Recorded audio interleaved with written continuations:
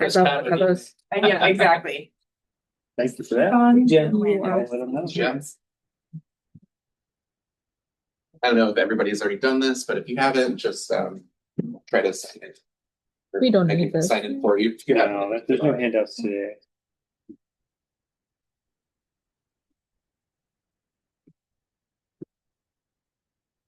This is you. Thank you. Feeling good about that? We were able to connect with Mary Beth as you can see. Yeah. Sorry for Thanks.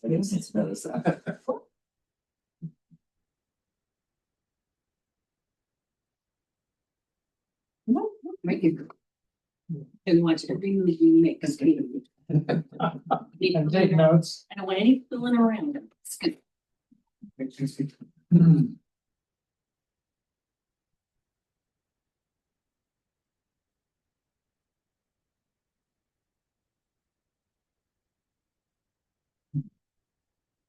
Trying to handle some relatively complicated sort of hybrid meeting logistics with our sort of feedback system here, the Mentimeter system. So I need to talk to some folks on that and make sure it's working for them. Welcome. Can you sign in for us? And you also Take have a name tag. Whoa. Yes.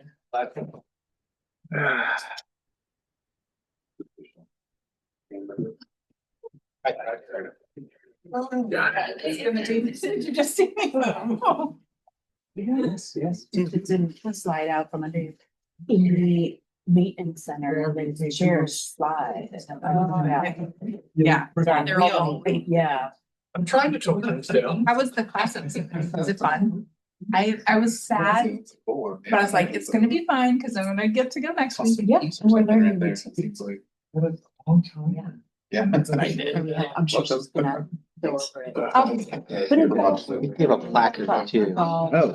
Yes. Awesome. That's good. Excited around the same age. They're best lives. Some people were like.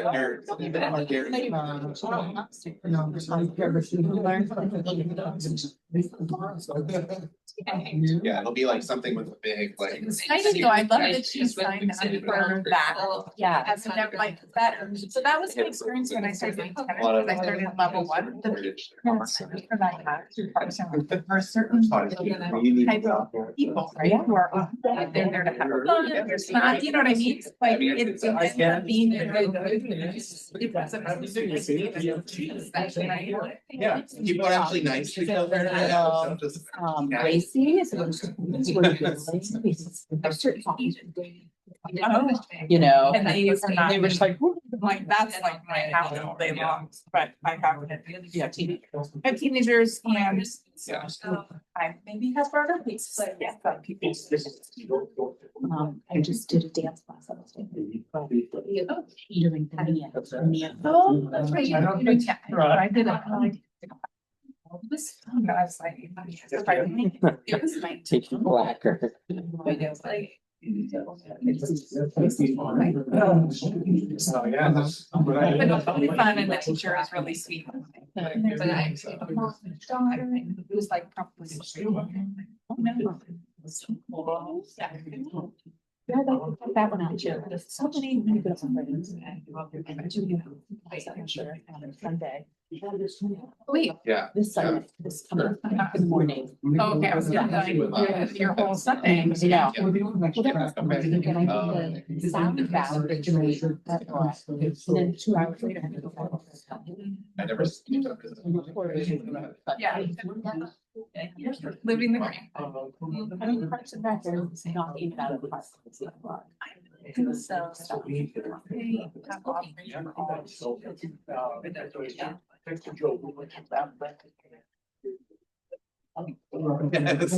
but I will, yeah, it's like the DR. How are you? You got the. You got the theme. You're trying to switch over. Yeah. I know, I looked at that. So I wish I could say for that, but You have good holidays with this. Exactly. Chapel? Yeah. High school. So we got the pastors. That's good. The first week we- Yeah, I'm a long range planner, so I did a project actually. One iteration of it, but Then after we went down to- How are you doing? Should I get started? Right? How was your? Good evening, everybody. And the re-entry. Good evening, and may I have your attention? Welcome to the January 13th, 2026 meeting of the Foothills Citizens Advisory Committee, or CAC. If you're here in person and you haven't yet signed in, please note your attendance on the attendance sheet. And if you are participating remotely, Christina will note your attendance. We did have a few comments after our December meetings and about the logistics of our meeting. So as you'll notice, our CAC members are all seated around the table, and we have name placards and some information about us. And we've reserved an area for the public who are here in person to observe us and to take copious notes. And also, I'm sure this will be available if it's being recorded. I think it'll be available on the city website or YouTube channel as well, if you want to rewatch it. So if you're here as a member of the public and you want to submit comments, if you look at the agenda that's posted online, there's an address for providing written comments. And from time to time, during the course of our committee's work, we will have open houses for public comment. we'll have a lot more opportunities with that. So I just, encourage folks to sign up for our project newsletter. There's multiple meetings per month and lots of time. Yeah, wouldn't have you sitting on the sidelines. Like you were. Thanks, Eric. Many of you received an email about the city council work study session that happened last Tuesday. Vice Chair Lisa Shaw Ryan and I were there, as well as some members of our committee in person and watching remotely. You can also view that, I think, on the city's YouTube channel or webpage. And that was a very interesting, informative discussion. Interesting to see what some of the counselors focused on, the questions and your answers, and Eric trying to always bring them back to reality, bring us all back to the concrete constraints of our task. And then also in Christina's January 6th email, you'll notice a lot of interesting materials that were involved, such as a summary report of the city council work session, interview summaries with developers, constraints and opportunities analysis. Yeah, a lot of the sort of technical reports that we reviewed a summary of at our last meeting. It was kind of we gave you a bit of a preview of the much more in-depth reports that we distributed for this meeting. So we're not really going to be touching on those directly. It would be to know that we sent them to you, and that it would be great if you could take a look. And also the story we felt for this project is now live. So it has really similar information to what's in those documents and what we went over at our last meetings, but lots of opportunities for you to take a look at everything that we produced for that round of inventory analysis. Yes. I just want to say what I said to Will, that the story map was great. It's a lot of information and it's not always easy to summarize it. So I felt that it's done a great job, and a shout out to your graphics guys. Definitely, it's the effort's really good. Great. Thank you. Thank you. We'll let Tyler know. Yeah. No, the information on some of that was really comprehensive and well organized. And I think tonight we're going to have an interesting interactive meeting of our CAC members, participatory. So I think that's something to look forward to. Eric, did you have some introductory comments before we get to the minutes? You covered most of them. I will mention one really important thing for everybody in the room. We've been asked when we leave the room tonight not to exit through the upper level, but to exit through the lower level. So we'll guide you out kind of and show you where that is. There's some maps, I guess, on the emergency exits, but ultimately you just kind of head that way. You're gonna have to go straight and kind of take a quick left and quick right, but ultimately you go straight to the direction. That's where the exit is. So anyway, we'll guide you there when the time comes. We just wanted to note that. And also just to point out, we're hoping you brought your smartphones tonight because we might be using those a little bit more, or we will be using those more than we have at previous meetings. And yeah, we'll have a little bit of we're trying to do something that's a little bit more technically sophisticated than what we usually do at this meeting, and it should be really cool because we can see some of the responses that you all have through your smartphones will be popping up on the screen ideally. But just try to bear with us if there are any technical difficulties, especially since we're doing this as a hybrid meeting. So folks that are participating remotely, we want to make sure that they're able to follow along and participate as well. So yeah, hopefully things run smoothly, but we're trying to do a little bit more than usual tonight. So just a heads up. It should be fun. Yeah, I think it'll work great. It has so far. So. And with Christina's packet on January 6th, she sent the minutes of our December 9th, 2025 meetings. We've all had, in theory, at least an opportunity to look at them. Does anyone have any changes to the draft minutes? Is there a motion to approve them as submitted? So moved. Jeff moved. Is there a second? Second. Lisa, I think seconded. And Kara, 2 seconds. Doubly blessed. All in favor of approving the minutes as submitted, say aye. Aye. Any Aye. opposed? Any abstaining? Very good. Those are approved. And Eric, Will, and Jason, I'll turn the meeting over to you. Thanks so much. I'm just going to say Happy New Year to everyone and then throw it over to Jason and Will to guide us through the rest of the I presentation. have a quick question for you, Randy. See, we're going to be doing a presentation with the QR codes. Who can participate? Only CAC members? Yes, Okay, members of the public, they can only observe. Is that what I'm? that's my understanding. Yeah, I think we'd like it to be the CAC's Okay. reflect the CAC's opinion. Yes. Yeah. And we do have a story map online. There's some questions that you can answer there, lots of things that you can provide to us. So I apologize. Great. Well, I can start. Jason and I are going to tag team on this. We're excited about this. This is where this starts to be exciting for us. Although we're not drawing anything yet, but eventually we'll see some concepts and things like that we can push these tables together to start drawing together. But you're excited about that part. Yeah. Okay. We want to talk about what's going to drive the design. What's going to create direction for the design team. And these conversations about values and just the vision session, it's going to help us a lot. We're going to use Mentimeter, which we can get into. Maybe Jason can do a little intro on how that works, but having really good pointed questions for the team, and which will result in seeing some value statements, sentences about the Foothills, about what it might become, what you want to see here. And then we will rank those as well. We'll do a series of those conversations. And in the end, the design team will take that information, collect that, categorize it, summarize it, but then bring it back and we'll continue that. We'll continue to grow those value statements. In the end, we want guiding principles, maybe 6 or 7 of those statements that are going to drive the design. They're not necessarily going to be any kind of order. We're not going to say this is the most important, but 5 or 6 of those guiding principles that will help our team design, and also take those into the community and ask them as well, which we will also build.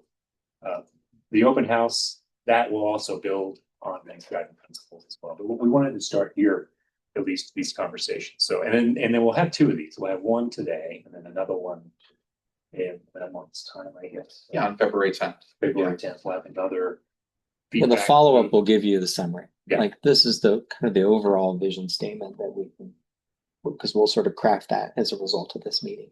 And these are the 6 or 8 guiding principles that we think this is where we landed on. So we can do a final check-in at that meeting. Confirm that.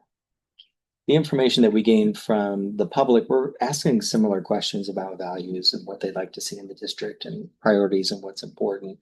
And so we'll use that as kind of to refilter it through the guiding principles that we've created. The idea is that maybe those adjust slightly based on what we learned from the public. But generally, you guys are establishing that initial framework.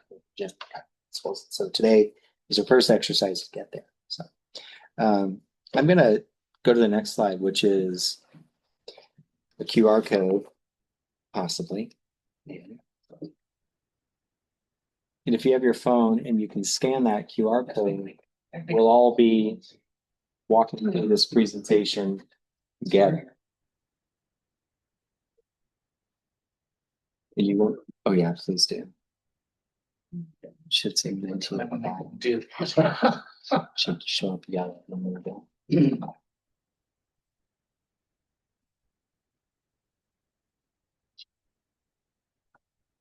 Sure. Does anybody have a charger by any chance with that? Yes. Oh, wow. We can also make them. I've got Like a viewer. Both.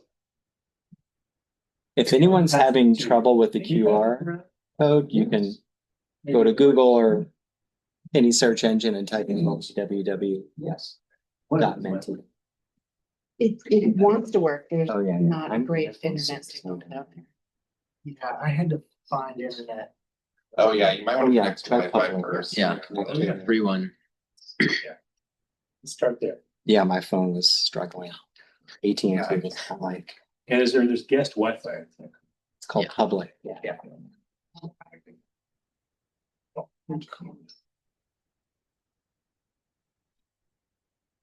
We're supposed to. You all said, and then it'll. Okay. You need to tell.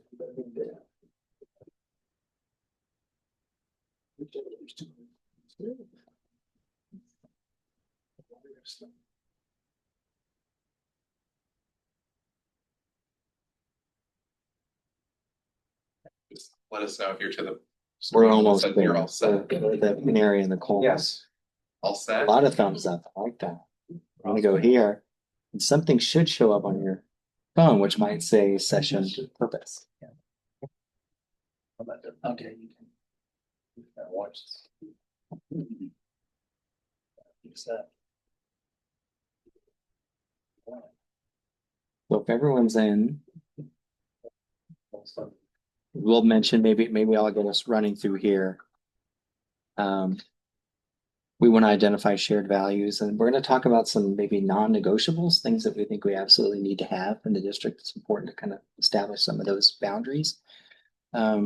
Try to establish an identity for the Foothills. We've heard a lot about it being the next great neighborhood. We've talked a lot about it being the waterfront destination, and those are words. And we're really looking for aspirations more than like objectives. Like it's going to house 1,000 people. We're not looking for that type of statement. We're more like when you envision this place, what are the elements you'd like to see, and what should it sort of be its character? And obviously, we're working toward guiding principles, variety of statements, and then values, and then trying to put that together into something tangible. Maybe Will wants to take this grounding part just to sort of get us in a good headspace. I mentioned this before. It's not really a design session here, design review, but it's about direction, not necessarily details, but just helping us understand the direction of where the plan wants to go. All perspectives are valid, and keep it clean. But I think this allows all of us to to hear your voices, right? To participate. Focus on what Foothills should become for the whole city too. Think about it's the town, it's the city, not just the Foothills. I mean, obviously it's within there. We're talking about the Foothills, but it's be comprehensive. And what we've heard so far, we've talked to a lot of people and a lot of different types of communities, community groups, library systems, youth, lots of fun conversations we've had so far. We're continuing to do that throughout the whole process. But these are the top topics that have come up: safety, community, retaining that community, the character, having connections to nature and natural environments, protection of the tree canopy or enhanced tree canopy, walkability, connectivity, trying to make sure we get to the foothill. That connectivity from downtown to the Foothills was important. Small town charm as well. So those are just a few big common elements, topics that we've heard. Also, what do they like about the Foothills? And obviously it's a beautiful place, a beautiful park. It's hidden. It's hard to access. We've heard that before in this group. Things that are always concerning. Some don't want more parking. Some want more parking. Lighting is always, lighting and safety is always a good thing. So we want to make sure we enhance that. But these are just a little bit. There's much more comments that we still gather and making summaries here. But strong aspirations so far. We've heard of it being, a civic waterfront destination, an extension of downtown. The public gathering spaces, more of those, and maybe as you walk along and into the foothills as well, and connections to downtown. Challenges, congestion, access, all of that. We're going to talk about trade-offs here in a little bit. People want activity, but people also don't want congestion. So it's like, okay, there's some trade-offs that we need to talk about there. There's balance. We can strike that balance, but the loss of character, we need to pay attention to that, or extend the character of what we have. Equity is important. Being inclusive here versus being exclusive. So that's something we need to pay attention to. We hear that a lot. Also, the transition from space to space, from downtown to the foothills. A lot of topography here, a lot of constraints, and that access is one of them. Creating that good transition and the awareness of the foothills exists when you're downtown. So exercise 1. Let's go through it. Each person write 2 short sentences. We'll start to finish this question. So Foothills is successful in 30 years if it blank. It's like playing Madden. And that's 1 to 2 short phrases. There should be a prompt on the screen. But you can, I believe it allows you to do more than 1, which is fine. I think that's okay. Up to 2. Oh, is that what it's saying? Actually, folks have the prompts coming up on their phone right now. Okay. Yes. Everybody. Okay, we have one at least where it's not looking out, but yeah. Like the QR code. Oh yeah. Should be an easier way. It's Yeah, I should have printed that out. I'm gonna go back and it's I fine. think it's if You can click still the answer green your question. arrow, it will show the code top. Oh, it went away. If you click the green arrow by the Zoom thing, Maybe we might. yeah, there it is. oh yeah. No, like down a little more. There we go. Code number. So That's if you just the go to code. menti.com. Yeah, but they were looking for the QR code. You can use it with that because then you just type in the code online. Yeah. You don't need the QR code with that. Green, It'll it disappear. takes what we started to write. Yeah. And now we have to rewrite it. You do. Okay. Okay, sorry. Let's Thank you. rewrite it. Sure. Let's- We will not move. You want us to answer that question? Usually it allows you to finish and you catch up, like if the presentation's going.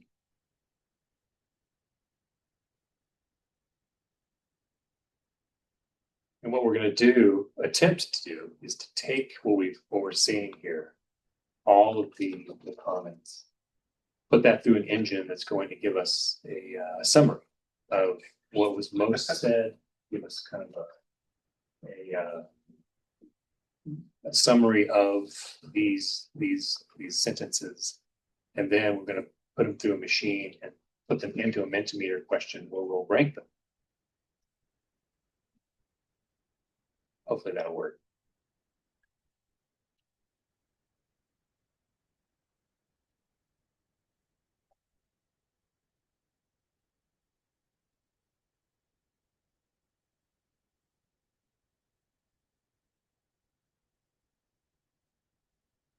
Active after dark, actually. We've heard that before too. Yeah. Submit. There you go. It should show up. There it is. Yeah, great. Perfect. Yeah. Yeah, too. Nice. Were you able to get in there? Oh, yeah. I'm just gonna do more Good. things. One, two, six. It's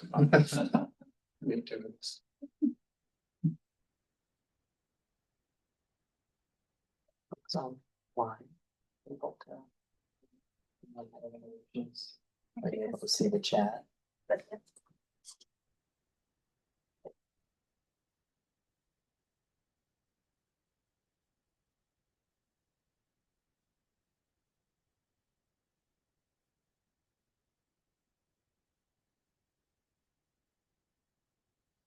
there anything important in those chats? Jason, just read that to yours. Christina's looking at that. Okay. I'm afraid to I understand. open it and then lose this, so apologies if I'm No worries. jumping all over the chat. I see the word driving 3 times. Okay, We did like a word cloud, that would be like. Yeah. right, exactly. I'm gonna capture this screen and then I'm gonna run it through chat and it's gonna give us a summary at the top. Scroll down a little bit. Just to read through this. So you can see more, yeah. There we go.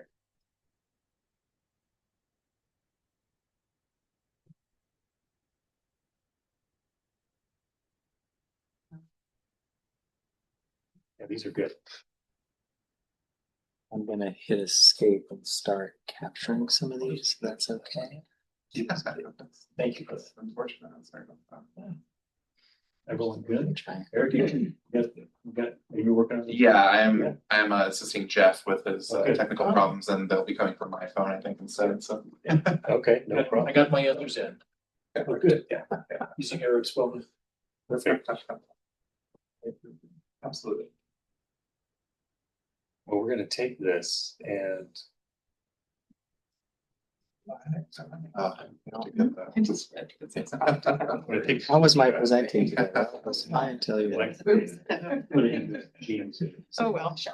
Oh, wait, yeah. Be like a print screen button at the corner. Yeah, that'll allow you to It's okay. take a photo. Yeah, it So that's a ends up Oh, going. I see. Because everybody's watching. But not exactly. Yeah, they feel well, yeah. Thanks, Shayla, I'm gonna. Clearly not a lot. This is. Takes like one most. What's that program? This is. Okay. That's the program. It's gonna help us figure out some. Jason.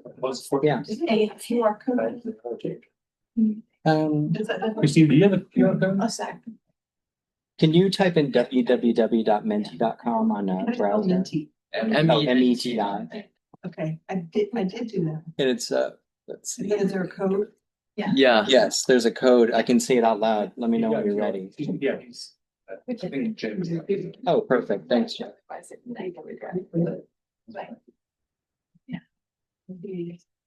I got 5 with a little help from my friend. And you can continue to answer that question. Okay, save this. to- Yeah. It's very fun. Just put it down whenever this is. I can get it to do things like that. Yeah. They do.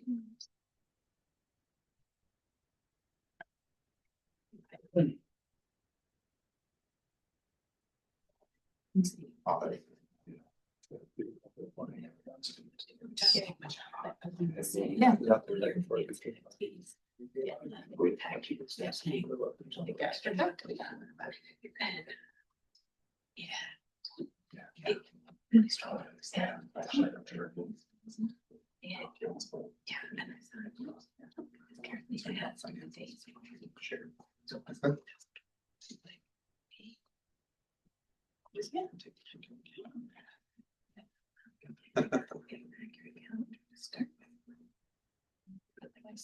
Anybody want to volunteer what they said? Yeah, I was, Yeah. folks. We do it. Can you tell if you want? Yeah, sure. Expand on. Thanks. If it is a vibrant, walkable, active, mixed-use riverfront neighborhood. That's a lot of wish list right in there. I recognize that. And if it can provide an engaging edge to the downtown. And I forget trails and bike paths, basically connections. Yeah, that's connectivity seems to be the most important. Having at least two entrances is. It's a fun challenge for sure. Yeah. Yeah.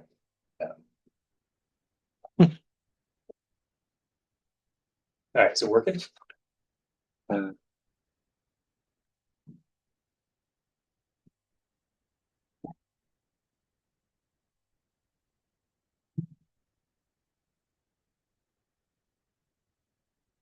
It didn't like what I heard.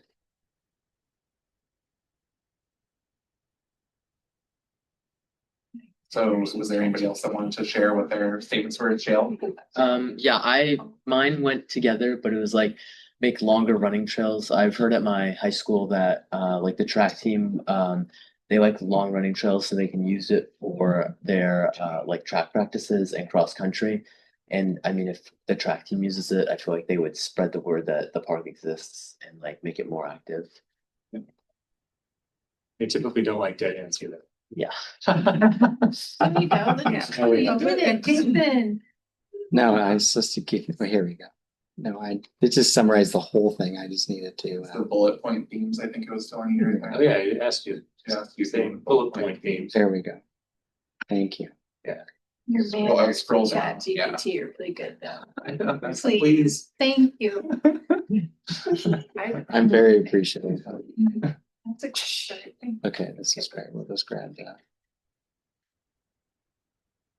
There you go. Smaller print, please. Yeah. It'll get uploaded to the app there for you. So. Sorry. Let's. Good Lord. Okay. There we There you go. go. See how much easier that is.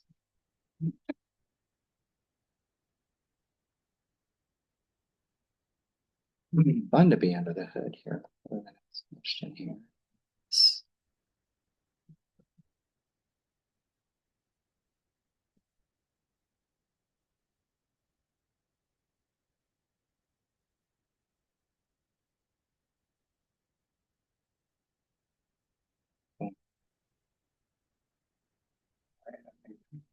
Close. We're close. You. That's not All things. Nice, okay. Oh, right. Okay. What do we do? On your phone, you should have that option. You can do As that. soon as you tap on one, it'll. Just throw it up there. Yeah, so do I do 1, 2, 3, right? You just go all the way through. Options, Start with your favorite and Love one on the bottom. Yeah, you can Minty. drag it up, drag and drop. Minty.com. yeah, as soon as you press one, it's gonna make it your selection. Just lost it. Oops. I think you can move on since you. Oh, you. I hit them Oh, last. good. The other one. I made a chance to hit that. That case. Yeah. Do you have the code, anybody, for the? Yeah. Yeah, it's right here, 503 503-821. 5703. 703.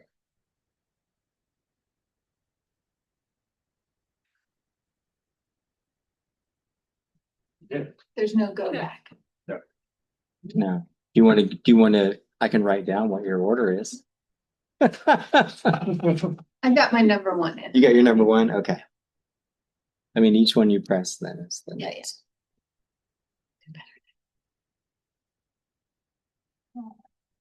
Are we, Well, this is really great, obviously. I mean, and it's not necessarily the most important is one, but it's a contributor. And we'll have maybe all of these as guiding principles. Maybe all of them are valid. But we'll continue to filter these out. Maybe we'll get to 5, maybe 4. But it's a really great way to give direction for design. okay, people are still. I mean, it's pretty. Oh, okay. Thank you. Yeah, I'll take it. Thanks. Take the whole thing. I mean, it's hard. Right, yeah. You can tell there's obviously a lot of overlap between some of Yeah. these. I mean, the vibrant mixed use waterfront has a lot to do with the public realm and community amenities, of course, so they're not necessarily exclusive from one another. Those could even go together. Identity and sense of place. Yeah, one's gonna make it vibrant, right? Part of vibrancy is gonna be uses as well as amenities.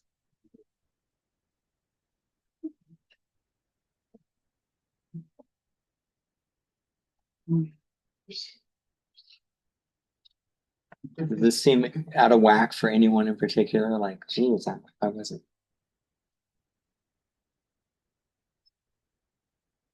Are you able to work okay? I never really students. I'm sorry. Let me know if I can. But this was pretty big, different. But I'm using. Oh, How's chat going on? Good.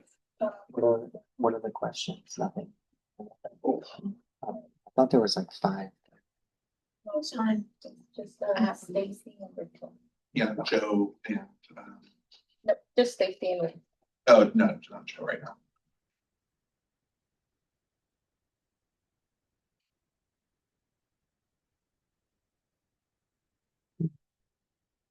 How are we doing? Sure. Yeah, that's true. What? You got it to work? Yeah, Okay. Oh, I good. did, on Yeah. his phone. Perfect. All right. Okay. So I think we might You've be entered kind of twice. call on random people to share your thoughts Yeah. and opinions of what you of how you rank things. So I guess we haven't heard from Trell super recently. So what were your thoughts behind how you rank things? I don't actually remember, but You're comfortable the way you see. yeah, I think though I mean, there's just so much synergy between all of them. Yeah. But I think the vibrant mixed use waterfront speaks to a lot that we talked about. The vibrancy, so I was the one who said if it's vibrant after dark. Oh, yeah. And because that spoke to like a safety issue, people are gonna be there if they feel safe. It speaks to all the lighting that, concerned about. I used the term vibrant in that, paralleling here, number one, because vibrant to me is active. People are coming out of their homes. People are walking down from the downtown neighborhood to be there and enjoy the waterfront. Well, those are the things that resonate with me. It's great. I guess we obviously took in your responses from the last question and generated this list, but is anything missing from this list? I mean, you think ChatGPT did a good job of summarizing everything we put in there, or is there anything else that we wanted to add to this? Fully acceptable if it did. I just want to make sure nothing's. Yeah, if it was too nuanced and you're like, Yeah. kind of a The word or diversity two. components not here. Well, I was gonna say that when we say identity, I was hoping that included, Mhm. like inclusivity.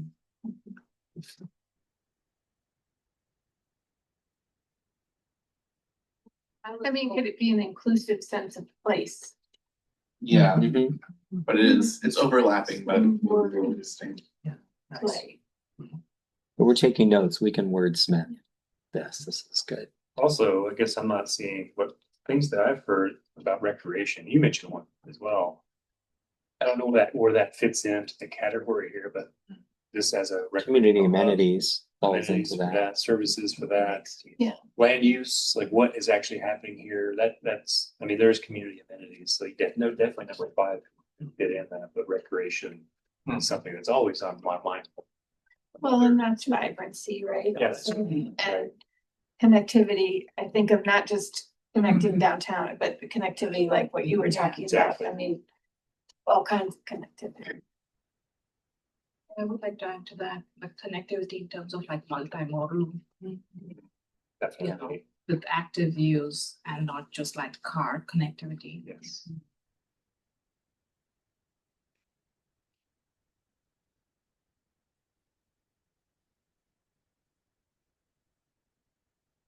Great. This is good. Good list.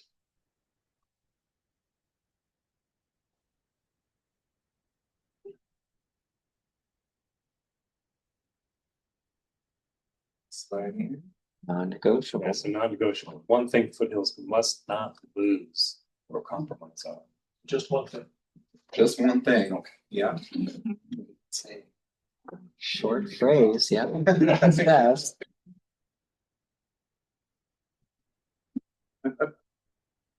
Doesn't necessarily have to be exactly what was on the last slide or anything either. This is just another prompt, I guess, to consider. Yeah.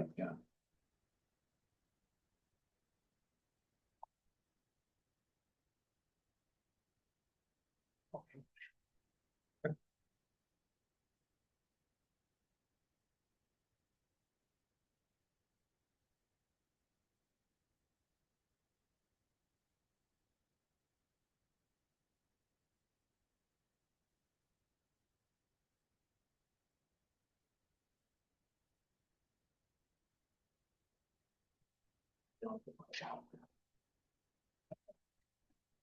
a second. Agree. I was like, what? Well, darn, Nope, nope. it's a need for.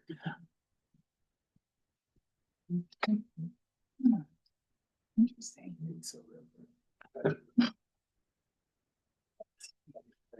Very much something I agree with, you know. Since we agree.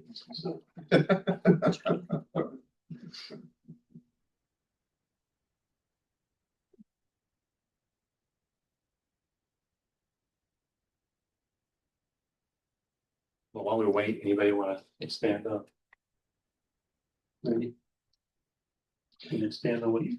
Well, I said being a connecting gateway from downtown Lake Oswego to the Willamette waterfront. I think that encompasses a lot of what we were seeing on the last slide, things that would entice people to come down to Foothills or stay there and really make it a worthwhile, welcome addition to our community as a defined neighborhood that people like to spend time in. One thing that we heard from the community is to try to create awareness of this space, this place from other areas downtown. How would you want to see that? Visibly see it, or maybe seeing something that connects to it, or maybe there's something you see from afar. There's different ways emotionally as well. Well, I think if there are assets down there, the waterfront, recreational opportunities, Yeah. maybe some waterfront dining or a community public space, So it's a recall almost. that people will use it and know about it. Yeah, so you can say, hey, you've been to that. I mean, other than just putting up signs or Yeah. something, something that people have a meaningful experience. Yeah. They share it with others. They want to take others down there. They want to spend more time there. Word spread. Right. Kind of thing. Well, I think go ahead. Well, I was just gonna say, I think you hit upon something like, do you see it? Because we can't see the park now. And when you drive down, well, I was gonna say A Street, you can see this gorgeous view of Mount Hood. And then if you could somehow see through to see the river. Like open it up.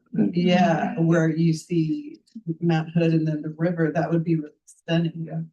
And see the park and see this great community down there.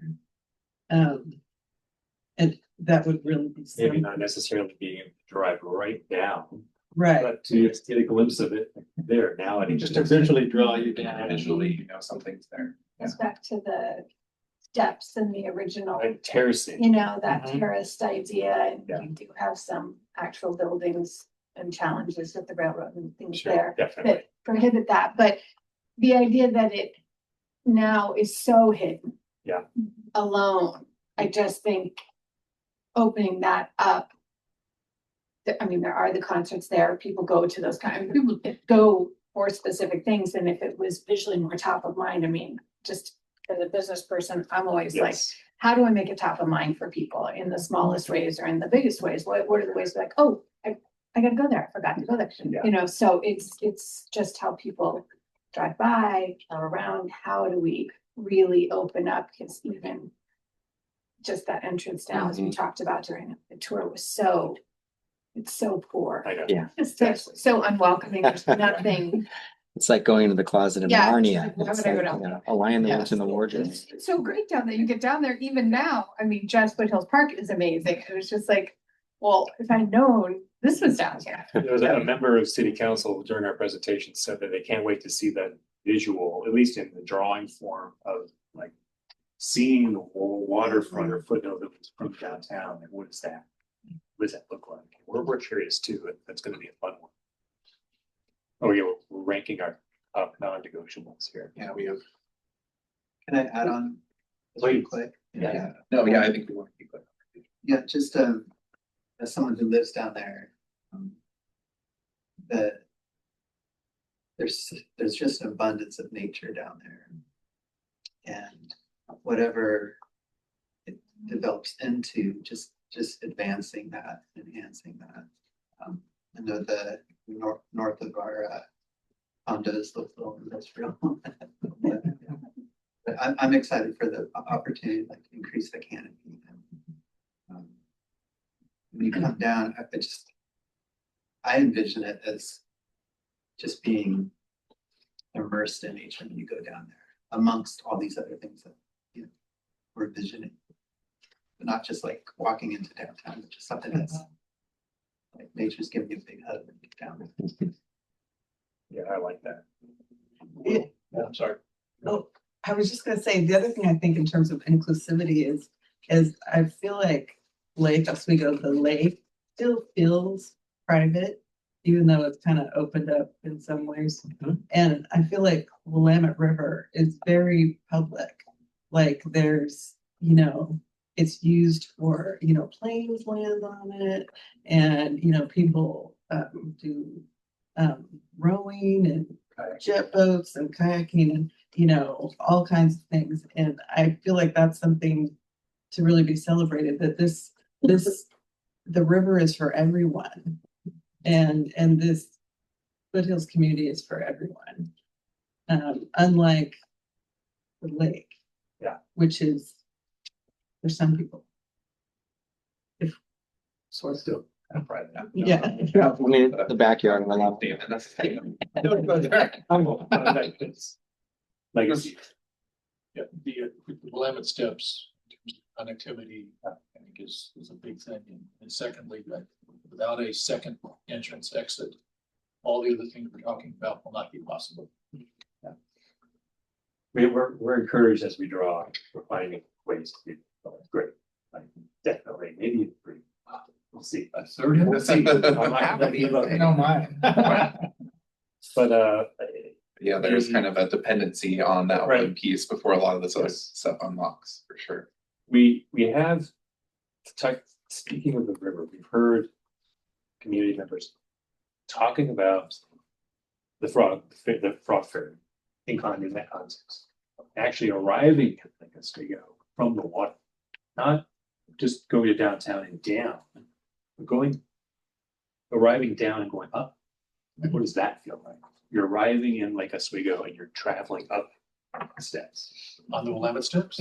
Yeah, and you arrive like that. That's a fun way to think about design, how you arrive in different ways. So it's You're framing both downtown and the Foothills area, I guess. Right. For different- that's your gateway. It could be potentially your front door. Maybe. For a kayaker who's coming in and remember if you can go around the water. So yeah. And those same corridors that extend downtown into Foothills. Right. When you're in the park, it's the same thing, bringing you back to downtown. Oh, good, there's some.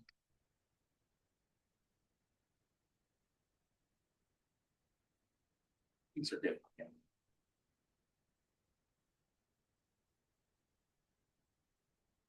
Well, and some of it, as I'm looking at this, is just reminding me that, what was built upon here. It can't be a public space and have a lot of community life and be inclusive and affordable and sustainable and resilient if we can't get there. That's right. And then we can't connect to it well. It can't meet really the other goals if we can't It's true. get there well. Exactly right. There might be some heroic things we need to do to get there. Yeah, it might not necessarily be a non-negotiable because we think that, it might just be a sort of fact. Right, that's right. Yeah. Right. Yeah. I mean, but framing things, knowing that piece helps us. And the value of the connection is good too. Just getting in is one way to do it, right? Sort of, but maybe there's better ways to get in. So Has everybody had a chance to weigh in on this? How's everybody on Zoom, Christina?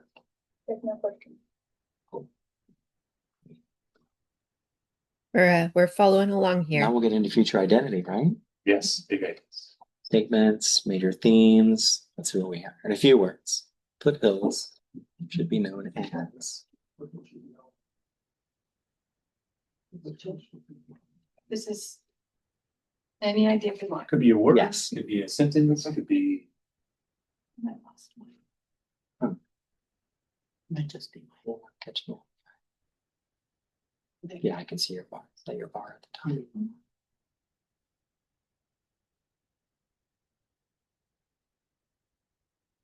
You know what? I think also.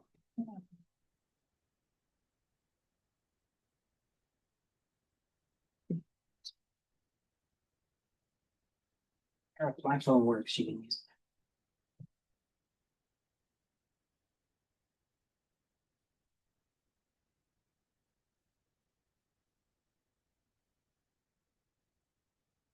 Grab, I forget what it's called, but you know, pick up.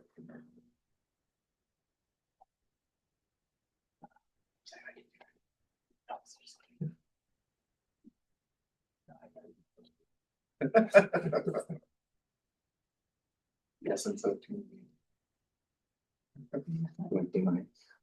Awesome.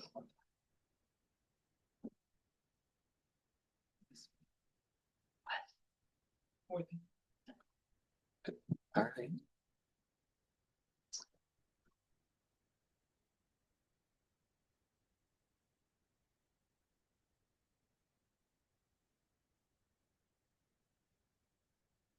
Chat GPT, some spitting out that Jewel comment and say something about like a diamond district. There you go, yeah. New community library, well, we talked to the library system too, a nice satellite library would be a cool idea. A settle. Yeah. Libraries obviously highly used in the neighborhood, but I think. A location. I don't think that never came up, but. Well, that'd be interesting to hear about. Well, so that's a community discussion for. Oh, sure. definitely. Yeah, Your main sure. library, Oh, not sure. The west side of the city wants a place in that. Yes. Yes. But community, I saw community hub, I'd love to know more about that. What would be a community hub here? Well, I said that. Oh, good. I was just thinking like, like I think of Millennium Park and as the community hub now, like the farmer's market is there. It's kind of where you go for city activities, I feel like. And if this is a place where you can see it and it, it's a new place to have city activities that's right in the center of town and like when I was thinking about inclusivity in the river, like I think of fireworks would get set up at on the lake by the lake core where you can't go on the lake. It's like there's and you feel like, are we supposed to watch those fireworks? So maybe the city should shoot fireworks on the river. Where it feels like it's for everyone. So maybe it's more of a hub, for city activities like that. Milwaukee can pay for half of it. There you go. You have the Christmas boat And so- and everything, they come down with the Willamette, and we have the trolley that operates the season rather. You could have like volleyball competition, then, you could have, there is like a rowing thing down there somewhere. But do we remember that there? Like it could be a lot more. We could have rowing clubs, teams, but who remembers it? Well, we know it's there. Yeah. It's a Disney condition item, but yes, it's there. That's interesting. And I think they compete with the rowing club in Portland too. Hawthorne Bridge, but yeah, it's a good rec events. Yeah. And like there's regattas from this Willamette Sailing Club, they come down. Yeah, we could have our own sailing club. Yeah, you could. And why shouldn't we? Yeah. Love that. I mean, it is a community gathering place already. Oh, yeah. It's just underutilized, but it is already that. Yeah. With the park there and having a major city park there, that's a community amenity. It already just opening up. Even just that, opening it up, having a really great connection there. And then if you did nothing, still, I think people would start to use it even more because they can see it and it's easy to get to. And there are organized events that happen there. Yeah, Yeah, definitely. and all summer. Put a Sunday market there, have the water taxi come from downtown to go to. Yeah. A different kind of market.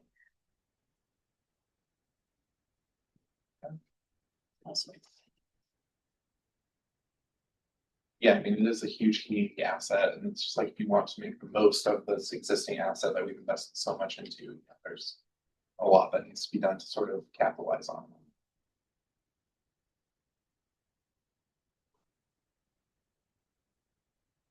Sometimes we think about identity as just being, it's something unique to the community. And I'm wondering if there's anything here that you want to own and nothing in the region exists like it, not even. You know, all the communities that we have around us, but you've got this thing. I kind of wonder if is that something we're interested in? Like it's got the, you know, the Eiffel Tower or whatever it is. Like that's like Paris has the Eiffel Tower. That's controversial in the beginning, but now it's like Oregon City has the, you know, The elevator. people mover elevator. yes, Yeah, we that- mentioned, I heard that in city council as well. I kind of wonder if there's like, Well, in this part of the region, the riverfront is so woefully underdeveloped. yeah, I mean, if you look at what Vancouver, Washington did, or even what Vancouver, British Columbia did on their former state fund site, you know, it's there's so much going on in parks and running trails and esplanades and bike trails and even downtown Portland, everybody's, you know, turning their nose up at downtown Portland, but once the cherry blossoms, we won't tell you, there you go. everyone's gonna be there. So That's a spectacle. Like that's something Yeah. that people go to. I kind of wonder like, That is the thing though, I really do like and identify with the nature component of, that it doesn't have to be the Eiffel Tower. yeah, Or it could be a anything forest. like that, speaking to that nature, Yeah. that in the hug. I like that, Yeah. but the Yeah. enhanced tree canopy and saying we took our waterfront instead of just, I mean, I think development is going to be a piece of it and that will drive some conversation of who wants to do what there. Sure. Because we won't control some of that or any of that, but that could feel, it's already, the park is there. The Yeah. connection is Yeah. there, the rowing is there, so can we, the dock is there now, and we have invested in a lot of the nature Yeah. or water type.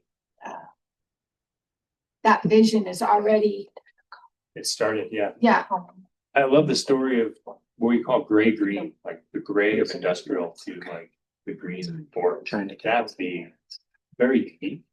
And The back arrow and then nature connection like would be. the back arrow by because, ranking. I mean, look at Vancouver one? waterfront, Yeah. right? I mean, it And just, then re-click. it's it. amazing. It's all high but it's- rises. Okay, now you it's- can- it's Perfect. Thank you. Very dense. I'm How did you just figure that more out? like that. It has to save it. We're not. Right. So, Oh, in well, our area, that we goes tried to again, but take buses it has to go to, from, if we you have to can't save it. walk to George Rogers or to the Cove or up to Tryon Creek and, you know. Oh, this time it worked.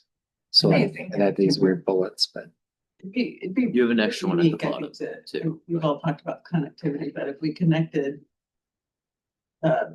Tryon to Foothills to George Rogers, that'd be pretty amazing. Be able to do all that walking and hiking. And it's continuous. There's a loop in there too. You have to stop and turn around. Different 5-minute, 10-minute walks. Contemplative. Yes, I like that. Know that we had a comment from the. That's what it's work. The Zen inspired. Yes. I mean, Uh-huh. that, Well, we had a comment from Rachel Najak, Commissioner Najak on Zoom, just saying that she 100% agrees that the waterfront is a primary sort of identity. What was the specific phrasing? Sorry, Christina. It's, yeah, the waterfront is underutilized in the region. Yeah. The other thing I was gonna say in terms of things unique to our region is gardening. And you know, just like anything grows here. it's true. And like I'm really into tropical, but I grow in my yard Works. You can grow, there's a ton of hardy tropicals you can grow here. And you know, like, when I go to like a rose garden or, the Japanese garden, I'm like, you know, they're just hitting the tip of the iceberg of what you can grow here. Yeah, okay. And so it could be kind of cool to have like some experimental gardens of showing, you know, different themes, like a tropical garden here and then a succulent garden here and you know, and it's, I feel like there's so many people in this area who are really into landscaping and flowers and plants. And So you're saying we should have a botanical garden? yeah, An arboretum, yeah. Yeah. Garden. That would be fun. And have Bouchard in. Yeah, I was, yeah. they just- rhododendron garden. Yeah. and you know, we actually have a botanical garden around here. Right, yes. Was the Oregon garden in Silverton? There's one out in like Lentz out in East Portland where that big park they just, we did talk about walking bridges. Those are amazing. The curved ones. Yeah. Yeah, and what if it was what if you had a big beautiful greenhouse? You know, or that was like that. And then you had some outside too. One amenity we have that you mentioned the Eiffel Tower. Yeah. But on the nature thing, we have Tryon Creek. Oh, And that, talk about a very unique thing Mhm. to draw people to, especially when salmon start. Yes. That's right. Which is why And you have that as a signatory kind of an opportunity. Do you mean salmon or steelhead? Salmon, Salmon. It's gonna Salmon. be salmon. Yeah, I think both. Yeah, would be both, Oh. wouldn't it? Yeah. salmon and lamprey eel. Foothills Park and Tryon Cove Park, And the eel? bike ped bridge across Tryon Creek is important. Right. Well, and to the idea of the garden, we saw a pretty old yellow house down there. That was sitting in an area that would be ideal for a Oh, big that the park and rec greenhouse or property. something. Yeah. Because it creates a transitional use between, let's just say, fish swimming up the creek and this back towards what will be the more intense district. There's gonna be some density Of down course, there. of course. And that even, you look at the High Line in New York, if anyone's walked the High Line, I mean, what an amazing, now, look at the density around that. But you've made a competitive Exactly. oasis Yeah, in the middle of the city. I like the word oasis as well. Yeah, it's good. Yeah. Interesting gardens, I guess, in that reception. Really cool. Yeah, all sorts of different kinds of garden examples and different groups take on a section. I mean, that's a great, with different, I'm a black thumb, but I appreciate it. Like there could be. Maybe we all need to walk the rail trail more often, right, Jeff? I was rereading the 2012 plan and it talked about managing the rail corridor. Think of it as a corridor, knowing that Lake Oswegoans like to walk down the middle of the tracks and use that as a trail.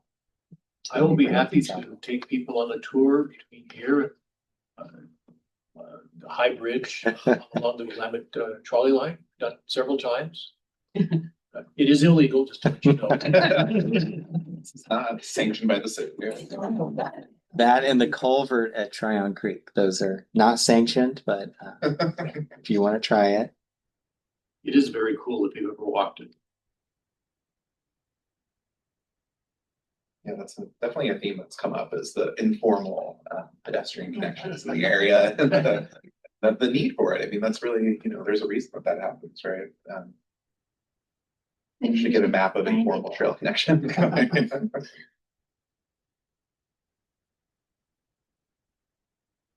Has everybody had a chance to rank these so far? Oh. And I didn't see there was a ranking. Might need to get you back in there. Ranked.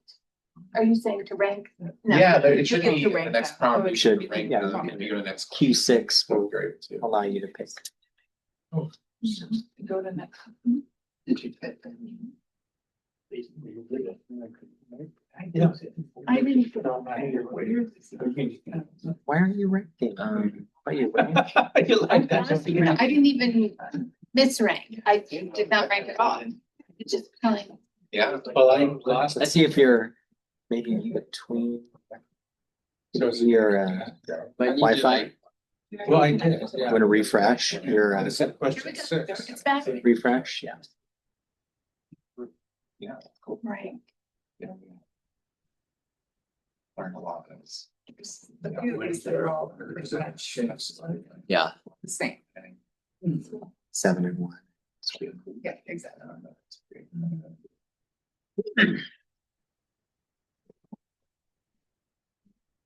Maybe have 8 rock. Social life first, basically, that work. It's a lot of these.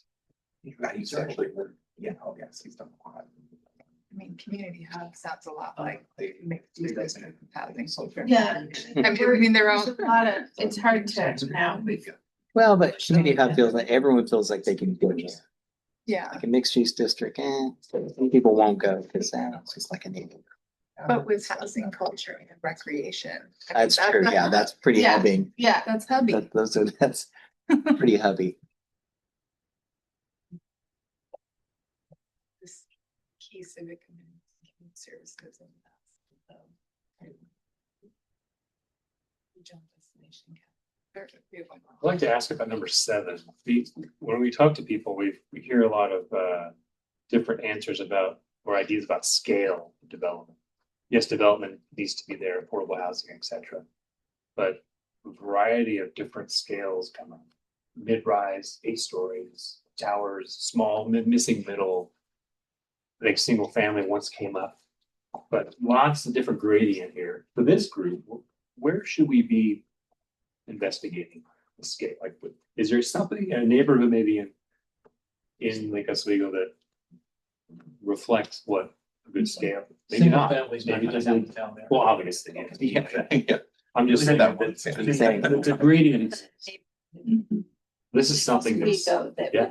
would have this type of development, I don't think. It'll be a mix of I mean, Mountain Park has a mix of lots of different types of developments, but it's it's a very different context. Yeah, And it's a huge site, yeah. Yeah, and that's a very a distinct. lot of that is demand, what the developers are saying, what's attracting them, what the demand is here in the market, but as designers, we want to make sure that the mix is there, diversity is there, the housing typologies are there. Well, to get that though, I mean, realistically, you're gonna have to have some taller. I mean, talking about that model that you could see, that topography, Mhm. so that you could understand if you had some How height, tall could you go? how or- that could Yeah. play with the nature component and the other visual components, but could you tolerate some mixed height?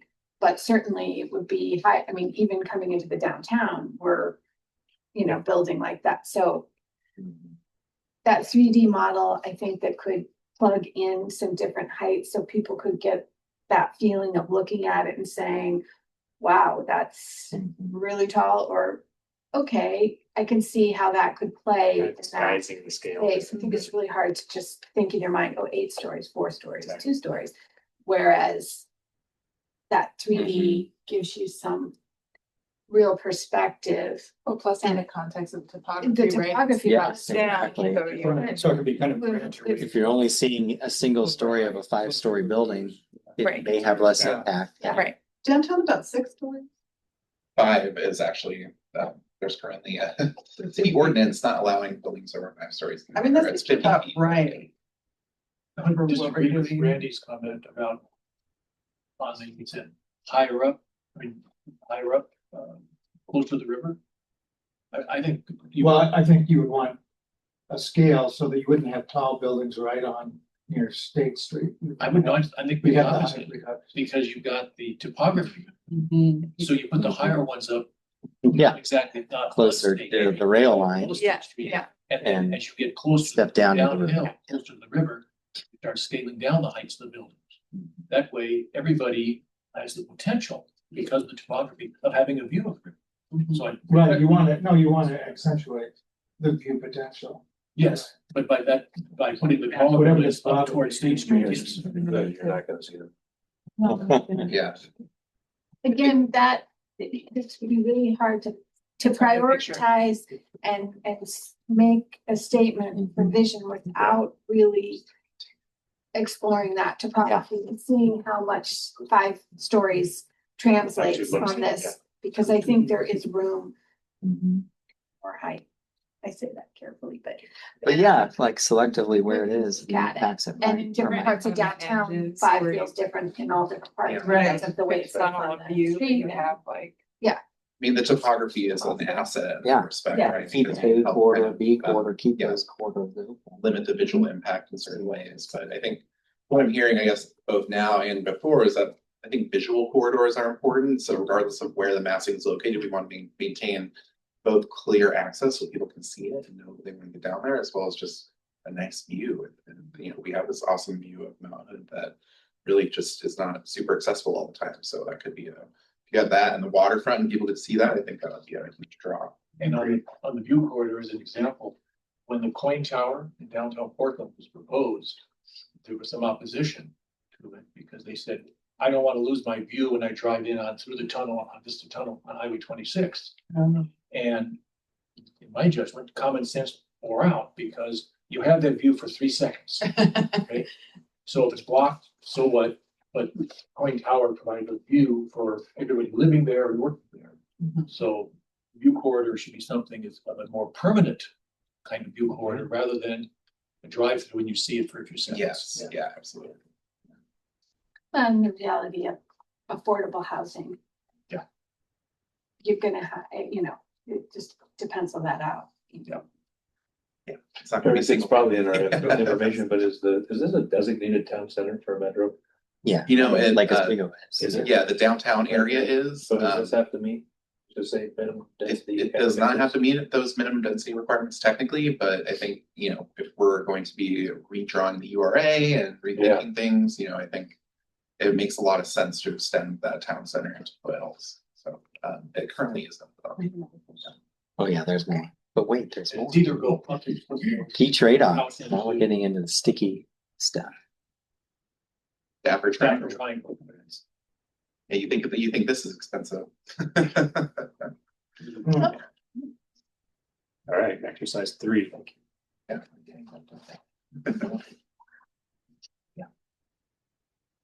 So we'll get into the trade-offs here. I mean, more activity equals more eyes, and that may compete with congestion. And what are the trade-offs there? Affordability, obviously. You know, we've seen, I think from the community survey from DHM, it was just hard for people to figure out, like, how do you do affordable housing? Feels like a high valued property off on the river. So more, not necessarily against, but how would you actually do it is the question. So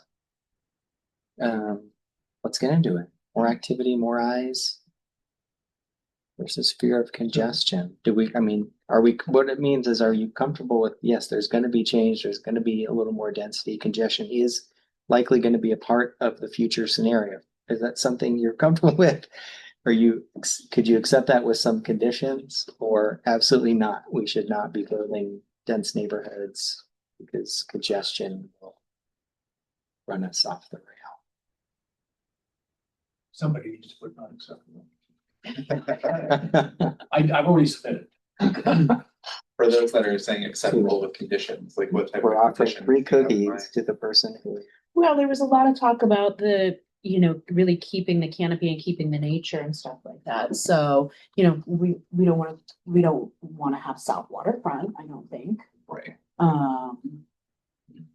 Yeah, so your So- conditions so would be conditions. acceptable by What do you not 20 stories. Yeah. Or not so dense that you've lost the nature in whatever way that. Yeah.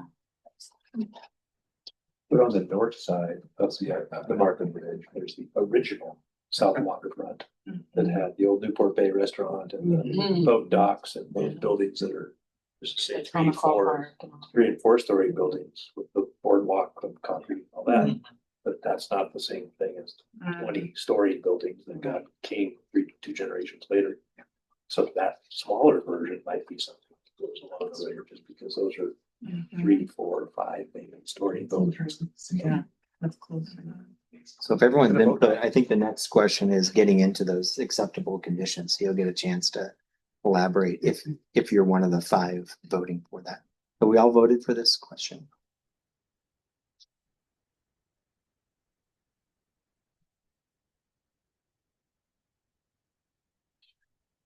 All right, I guess I was skipping ahead here. Let's see, just put something else.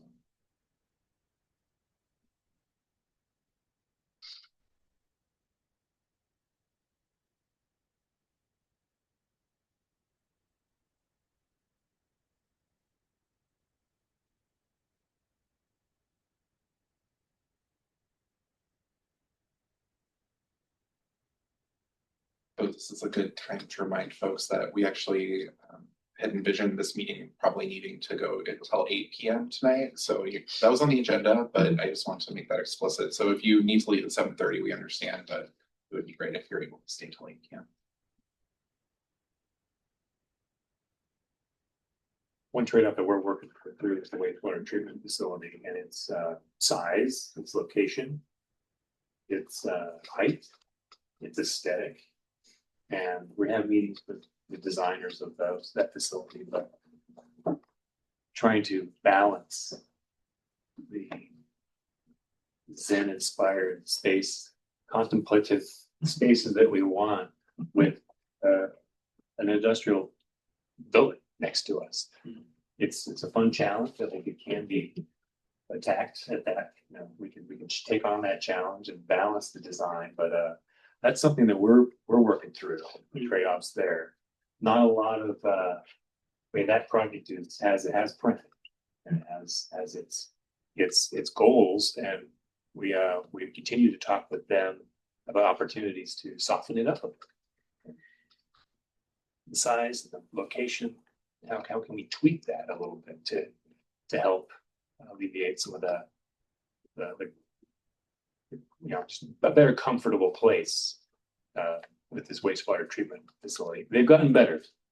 They cap things, they cover facilities now, and the smell is it's innovative in that regard, but it's definitely something that is there.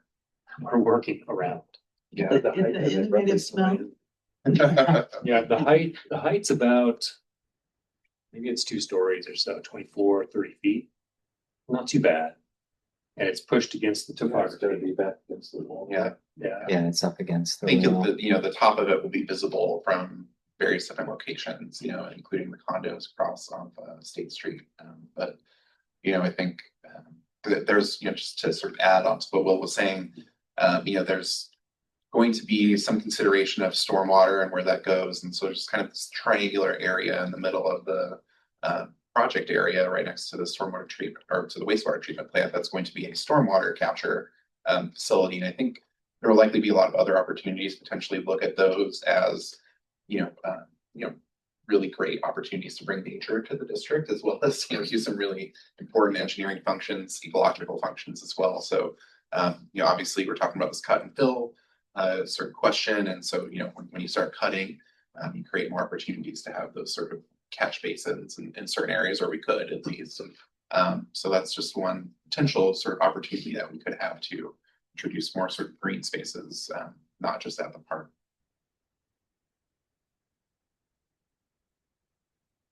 Does anyone want to elaborate on these, or did we think we've covered it pretty succinctly? Let's continue with trade-offs.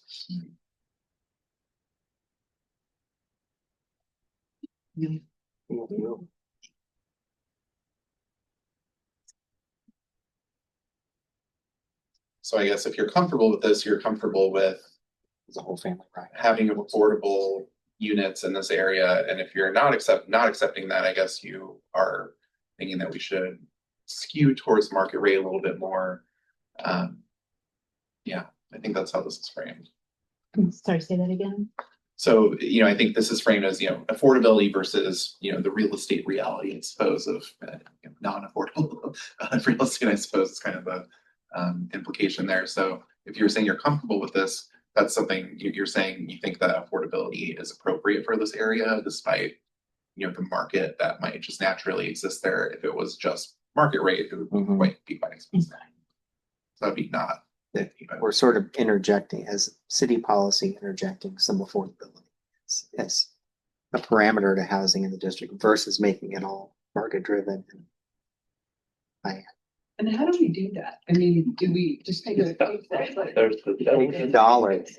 Money. loaded term. Get some land. You start with some land. But yeah, it's there's like a crazy complicated financing stack. Trump maybe you can speak to this.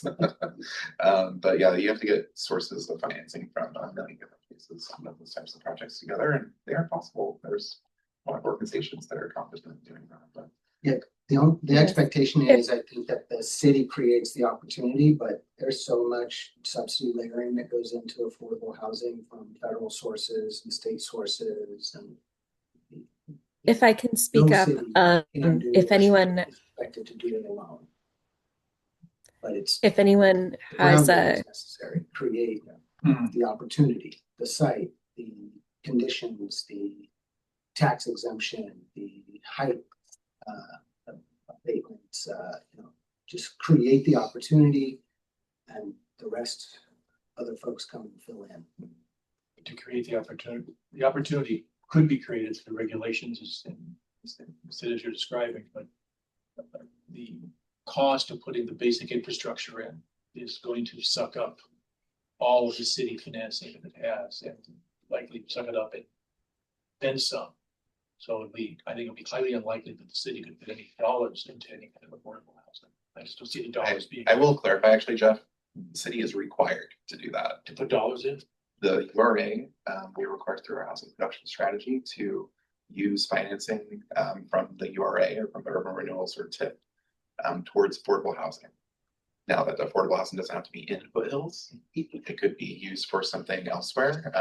But that is So you could have nice. that is kind of the parameter we're dealing with. Yeah. So you could have nice affordable housing with no road to get there.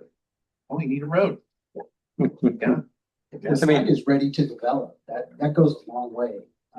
Because offsite expenses, that's what'll kill the project. So if the roads are in, the infrastructure is in, utilities are in, all the way Yes. to the site, that's a great site. If the site is publicly owned and designated, Lower Booms, great example. Right. Right. Yes. And turned over to a developer for affordability and Lease the land. lease the land. If the city then can count the dollars that go toward putting that infrastructure in place, great. Yeah. If you can't count the dollars toward putting that infrastructure in place, then it's not gonna happen.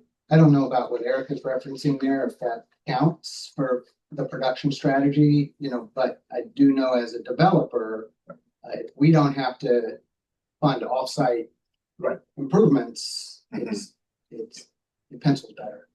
Yeah, it's loosely worded, I guess, so it could be, a lot of different things. Eric, can that money, whatever the details are, but can some of those funds be given towards, say, a private developer wants to put in 20 units? And the city says, well, here, we want to subsidize 5 of them to be affordable. Can that money go for something like that? It could, yeah, it's very undefined at this point. I think, what it's looked like in a lot of other models in the city has been, there's land that the city owns and can dispose of to a developer, Hacienda, like at the El Nido project on Lower Booms Ferry is a good example of this, but, it becomes partnership between the city and that nonprofit developer. Metro got involved. There was a grant that was used for that as well. So, there's a lot of different funding sources that come to the table when there's at least once you start sort of opening that door, there's a lot of other resources that can be added to a project of that nature. So I think, we're not necessarily talking about only affordable or only market rate. I don't think that you could just have only affordable in this area. And I just don't think financially there's any way. So, I think when we talk about affordability, we're probably talking about a development, one of several in this area. Well, and that may be also such a broad, there's middle and you have views on what affordable that Yeah. there's a range there. So I think it's hard to nail that. We'll go to this next It wouldn't be question. affordable due to the market. It would be affordable due to heavy subsidy from a variety of sources. I can give you some, go ahead. Rachel did comment, her mic's not working at the moment, but if anyone wants to know more about affordable housing and how it works, you can reach out to her. Yeah, Rachel works at Hacienda CDC and is very familiar with that project. So the project in Woods Ferry. An example of building affordability into a district is the Heights District in Vancouver. It was the former Tower Mall. which they tore down a long time ago, but the city acquired that land. And how many acres would you say the Tower Mall redevelopment is, Will? It's maybe 20 acres. Yeah. And the city probably had about 15 at least of that. And their equitable development strategy was we created a district, we built a street network in an area that was formerly parking lots and old buildings, assembled a number of properties. We would design the roads, create development blocks, and they are offering development blocks to different developers, one of which is for 100% affordable projects. So they went out for requests for qualifications, and this developer had access to low-income housing tax credits, had a lender, and was ready to build an affordable project. Great. So now you're on the site, they're doing construction documents now, and they'll be building 50, 80 affordable housing units. Across the street from that unit, it's a mixed income project. And so it had a range of affordability built in because that developer said, we're going to do 75% market rate, we're going to have 25% at this range of affordability. Great. That developer was selected, they had financing, they could do the project. And so now that block's getting developed as a mixed income neighborhood. How that worked though is the city controlled the land. And so when you control the land, you can help dictate the development of the unit. And you can put stipulations on it, and you can attract, the type of project that you want to a specific area. We don't necessarily have that opportunity here because the city doesn't own a lot of the land. So, but those are one way, that is a way to address affordability issues and create a range of both market, mid-market, half market, half affordable. But with the market rate developers, they require them to build half street improvements. So they are building the roads for the affordable, essentially. Like the groups that can do a market there and contributing to that. Before we leave. Oh, great. What's The height two more district. concepts to consider here. One is, don't throw me out of the room, inclusionary zoning. So which is market driven. If you wanted to rely on the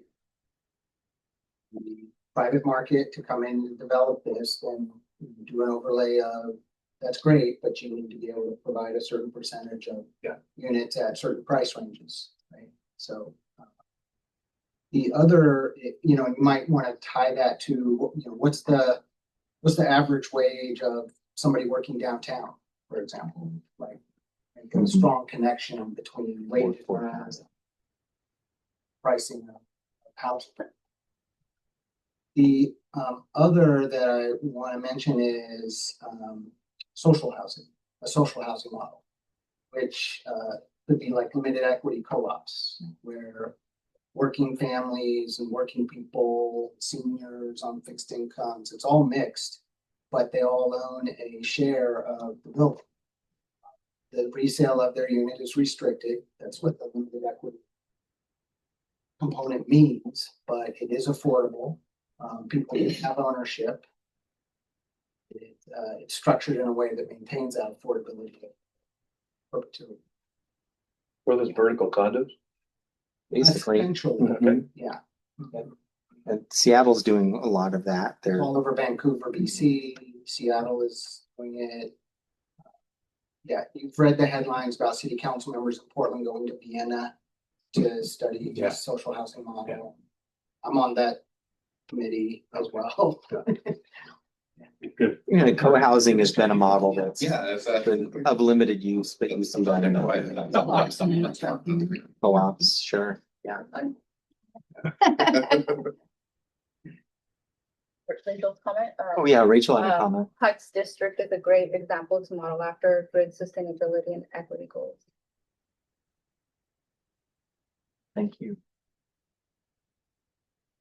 Get me back. Are we getting close? Well, how close are we? Probably getting. It might be one more.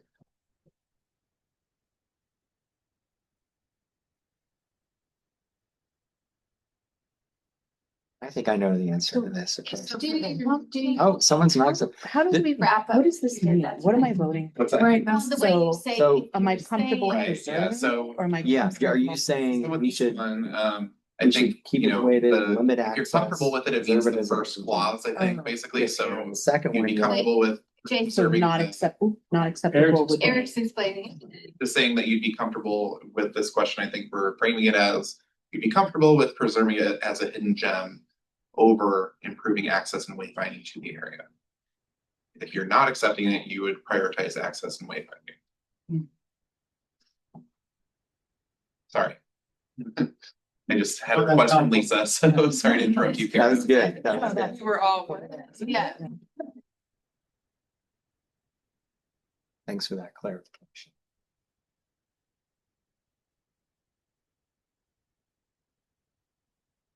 Seems Is that all good? to add up with what I'm hearing. So, Okay, great.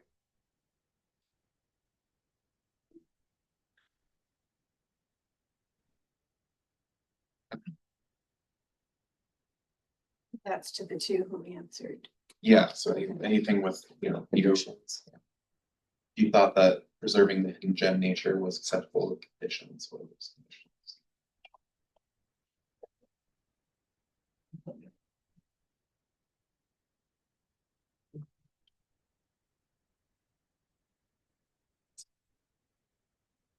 That's 3, 4 at least. I think we have one more. Brad, one more. Seconds. Use technology. Okay. To hide it. Wayfinding, just put a QR code. Common situation, yeah. What I got. That QR code. Yeah, you- That's exactly what I was envisioning, but I was like, how do I word it? That's exactly. So this is the last exercise, and it's just a statement, Foothills should blank so that blank. This again helps with developing guiding principles. For example, prioritizing public access to the river, so Foothills benefits the entire city. There's 4 examples there. That's the construct we're looking for. Oh. Get to it. There you go. Hills should do what, so that, what? Yeah.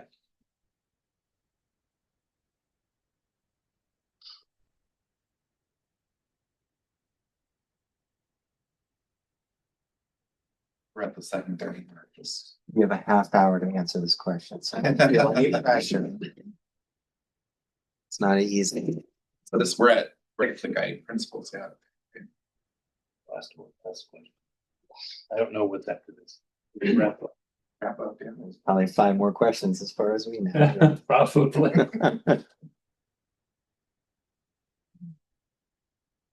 Oh, nice.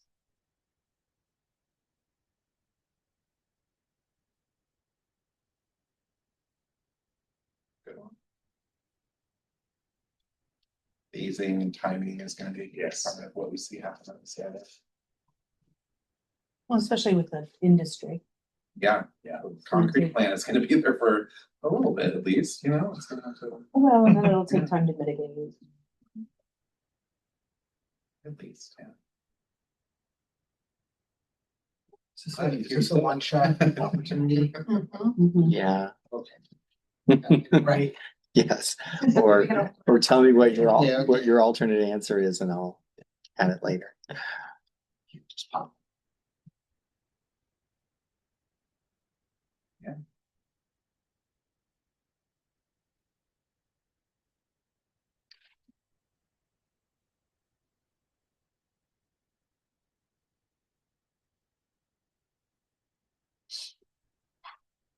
Got it? Just go one. Yes. You win. Yes. Okay, We restrict your. okay, good. That's smart.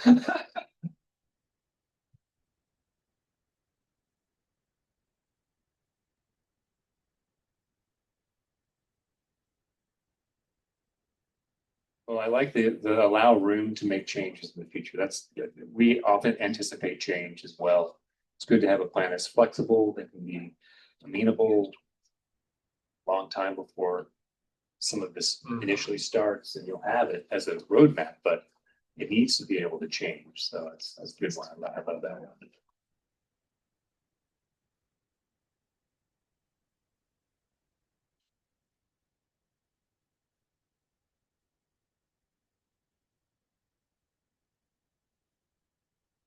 Maybe this ends up being a ranking one. Who knows? Let's see. We're not gonna rank these. Are we? These are- I don't know. No. We'll see what's next.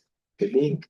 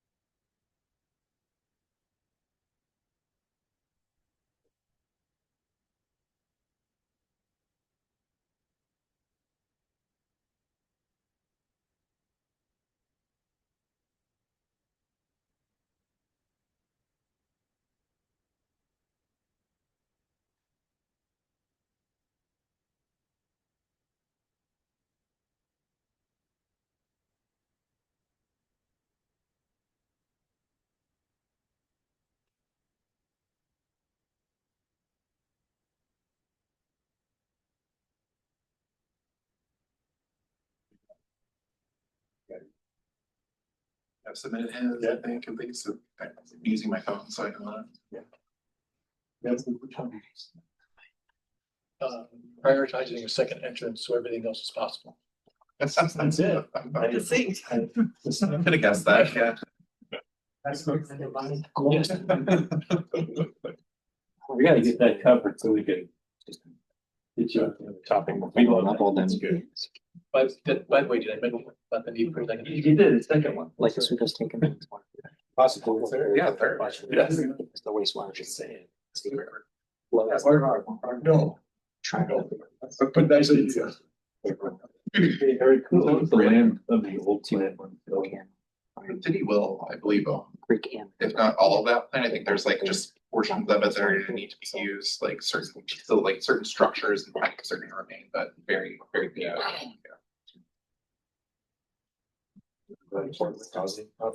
And like this would go. It could be. Could be. It could also, yeah, like I said, it could be a lot of different things. Gonna be in both of these ones.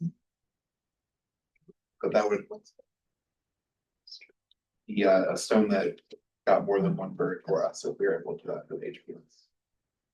Kind of the nature one. Oh, there's a creek. Jason, can you scroll down? Yeah. Just curious. I like the personal. Take decades. That's right.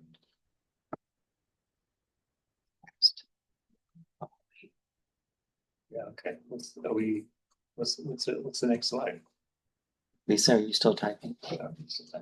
Am I the only one? You're good. You're fine. I just don't want to move. Great. If I end up bumping you out, you're gonna throw that phone at me.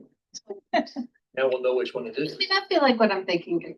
No, just Like- like you finish your thought.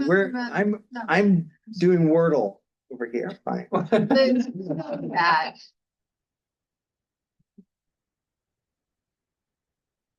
I'll move on to strands or whatever it's called.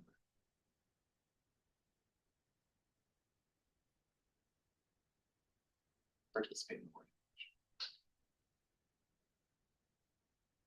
Kara was asking me how a technical advisory committee meeting went, and it was really just an introduction for the groups that were there. So no major topics, but I think around technical advisory committees, one of the issues that I think we want to talk more about is the fish culvert and sort of how that, what's the status of that project, and given that the city of Portland Bureau of Environmental Services is stepping away from that project, it really needs a local champion to continue the effort either through the Corps of Engineers, which wants to build a much bigger culvert, which will bring salmon back upriver, and lamprey eel.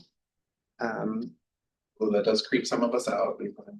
Does it? All right. I mean, does everyone know that Oswego Lake used to be called Sucker Creek? Yeah. That was the lamprey eels that was the primary food source. That would totally be the mascot for our minor league. Right. Yeah. We thought banana slugs were weird. We were the sucker fish. The jokes now. Parents of teenagers. Just a technical question. I know the city of Portland replaced the bridge on Terwilliger Boulevard in a very extensive rebuild for Fish Passage a couple years ago. Is there any talk of doing anything like that down at the bottom, or is it just talk of a culvert? You mean rebuilding State Street as well? They put a bridge over to Well, Terwilliger that just opened that entire. You can pass You're underneath it. you're bringing up a really interesting topic because what we heard from the Bureau of Environmental Services representative is Bureau of Environmental Services works with federal agencies. The federal agency that Bureau of Environmental Services works with is the Corps of Engineers. And the Corps of Engineers don't build bridges, they build culverts. And so when they're solving the fish passage issue, they don't solve it as a bridge. Now, if ODOT were running the project and they were rebuilding 43 and they needed to enhance the fish passage, well, they build bridges for roads and they could build a bridge. And what Amy suggested is building a bridge would be cheaper than a culvert. And the reason that the culvert is so expensive is the trestle that holds up the rail line where Stamford Road loops underneath is a very complicated structure, and it requires this like precision drill tool to not hinder or mess with that. But if you're building a bridge, you're not even going to touch that element. You're going to work on Highway 43, and so she felt that maybe there's a cheaper solution if it was built as a bridge versus a culvert. But again, BES doesn't talk to Federal Highway Administration; they talk to Corps. So if Lake Oswego jumped in and ODOT was interested in building a bridge, well, then you have a whole another federal agency, but you're also going through restarting an entire process that the Corps of Engineer has a design, has money earmarked. Someone in DC just needs to sign off on it. I mean, it's gotten that far. So it's a complicated one. Sort of like Good luck engaging ODOT right now. yeah, exactly. I don't think ODOT is interested in building a Does the bridge. railroad have to be engaged on this also? Well, yes. Okay, because there's, dealing with the railroad can be even harder than dealing with the federal government. Yeah.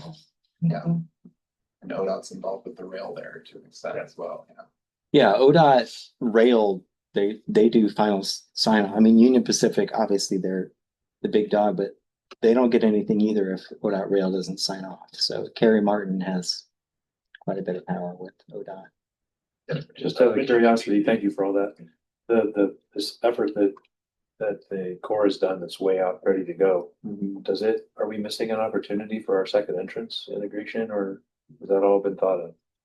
And you and I are like, our brains are like working together. I think we were silent twins.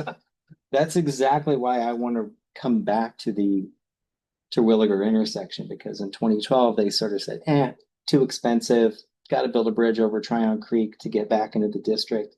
Not worth it.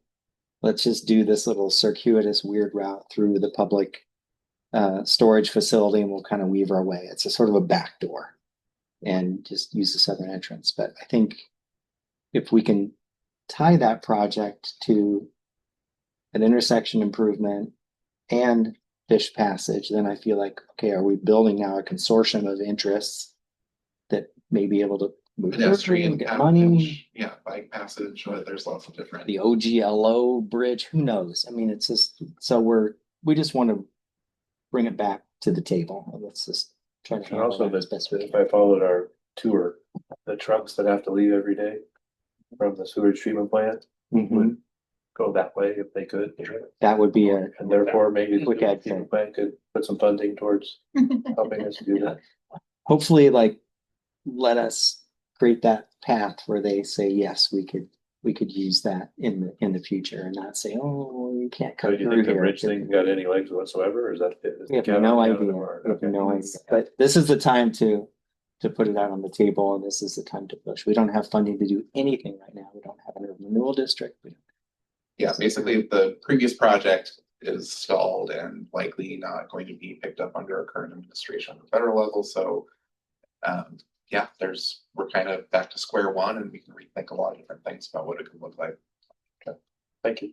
Yeah, those are great questions. All right, let's see. Lisa, did you? See, I was right. Yes, we get to tally. Are we gonna rank these? Oh, we're ranking. Okay, we're ranking. I think it's the last exercise. Get ready. Any thoughts on this? Trying to think. Mike, I don't think I've heard too much from you today. Not trying to. I am the same thing that actually I am singling you out. Do you want to tell us about this put on this project? particular one? Yeah, or anything else, honestly, that you have on your mind. Well, I mean, I think it all threads together, right? So, I put, I think that there needs to be forward thinking around, putting sustainable practices and green, utilizing green energy for longer term vision for the district in terms of both not having to rebuild things later, because the city does have some goals that they've already set to meet. So why not come in so that we don't have to undo some of the work that we've done to meet those goals later? And then also just the reality of like, we live in a changing world. And so this could be like a model for other places in the region. So that kind of ties into the like, this is, look how great we are as a city, and we have this model of what we, what's possible. And we've incorporated all these different strands. To me, sustainability is like the environmental piece, but also affordable housing, and like, how does it all work together? I have a question. Your comment makes me think about, has the sewage treatment plant looked at renewable and recyclable energy? And is This that all? is a great question. They have not they're not slated to do anything with because they're going to be giving off heat, right? That has to go somewhere, and they have to deal with that. So there are ways that waste heat could be reused. How that would unfold is a question mark. Are they doing anything now that prevents that from happening in the future? Well, that's the question. So I don't think that, and maybe you know more, Eric, I don't think the design currently allows for that. And it's like right at the edge of finish, or you're shaking your head like that's. We have, Eric, you know about this, but we pushed on that lever a bit. Yeah.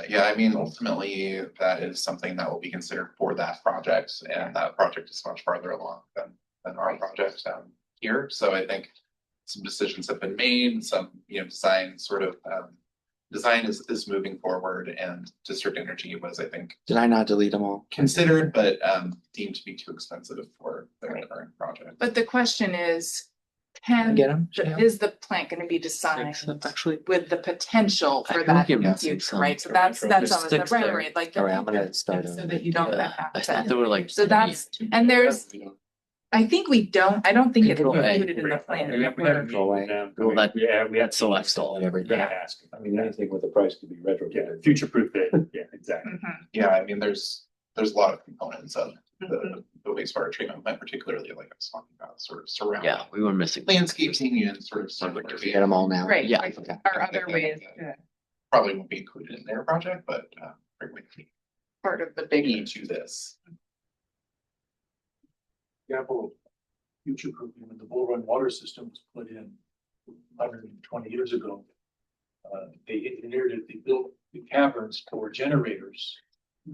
For electrical generation, even though they didn't have the generators at the time. It's a great At some example. point in the future, we will have generators in there, for electrical generation. Great. Good.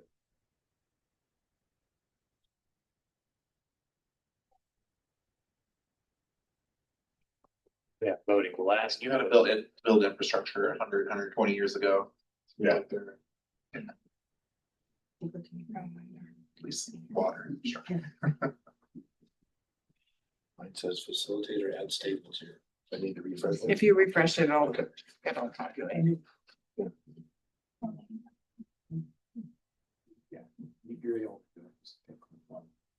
Right. Let's just facilitator and state. Oh, I see. Let's see.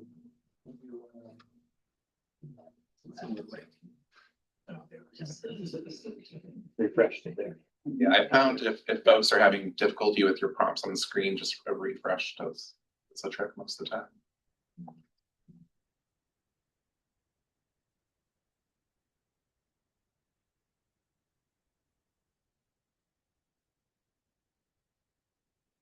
might have finished testing your smartphone skills tonight. Yeah. I think we did well. Yeah, yeah. Yes.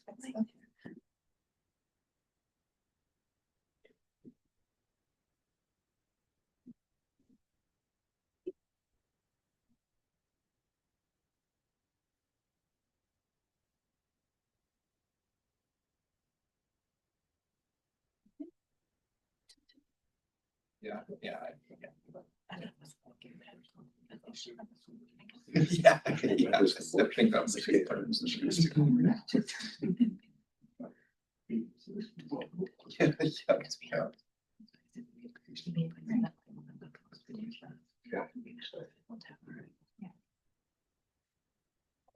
Boom. Big jump. It's like a horse race. I like this. Is there any permissive colors? No, Okay, they just change. they're just, I think they're always in this tone, sort of this pink blue. If you pay for an upgrade, you can make it whatever color scenario you like. All right, everyone's right? We're good. Pretty far. Number one. Oh.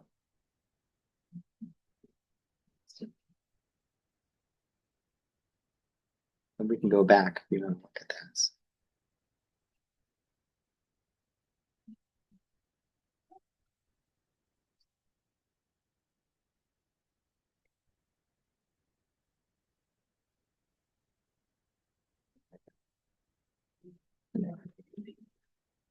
I bet that will be the case. Who said that? That was wrong.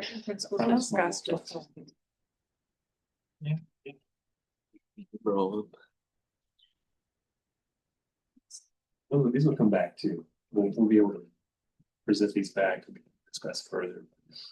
Yeah, this is not the final. Big question. Oh, sorry.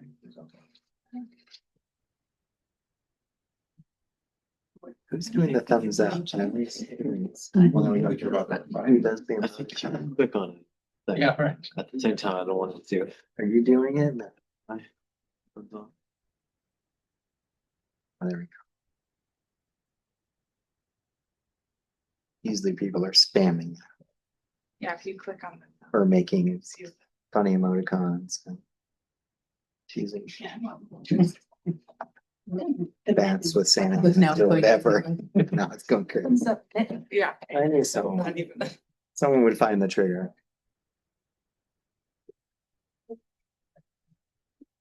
Yeah. Yeah. Yeah.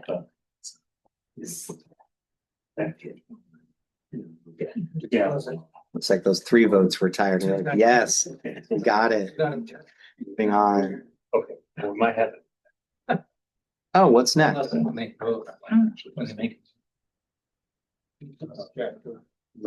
it's kind of. So this isn't the final. This isn't the final show. I think that's what we're trying to emphasize here in terms of what's next. Yeah. Meaning we're gonna run Something through to look this forward list to. and come back to this group with really kind of a summary of the vision statement and compiling guiding principles that we're going to use as the design team in formulating our concepts. And it's a way to also measure as we create alternatives, as we create concepts, how well are they performing to these guiding principles, and are they meeting kind of the letter of those, or at least getting pretty close.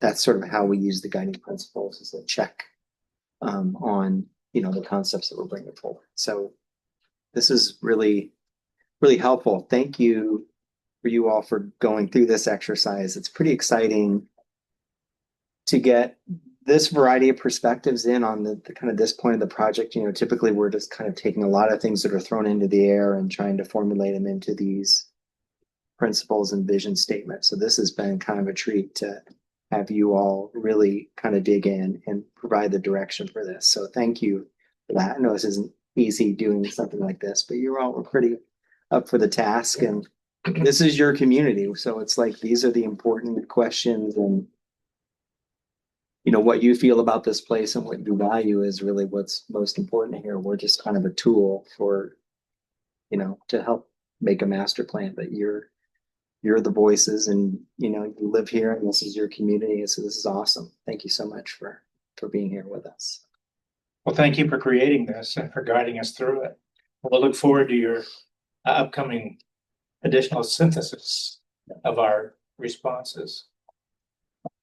Yeah, I hope folks found this valuable. I think, we heard a lot, or that last slide just kind of seems like a perfect entryway into our next meeting where we hear about what refinements are needed. So I think we'll probably have a lot of those conversations at our next meeting. But I think this is really great. And, don't be surprised if you see these phrases, we purpose for a council presentation or something like that. So we will find use of them. So yeah, thank you. Thanks to everyone. The quick one, there was a Kansas City Council summary here on here. Yeah, I'm sorry, we kind of raced our way through there, but essentially I should just give you an update that we did have a study session with City Council last week on the 6th. So last Tuesday, a few folks, I think Randy did mention this very briefly, but Lisa and Randy joined us as well as Kara. Jeff was in attendance for other purposes. And Jim was there remotely, that's right. So it was I think it was a good study session. We really tried to, they don't like to belabor presentations, so we tried to move through a lot of the existing conditions and inventory analysis pieces as quickly as we could and jump right into a conversation with them about, so now what?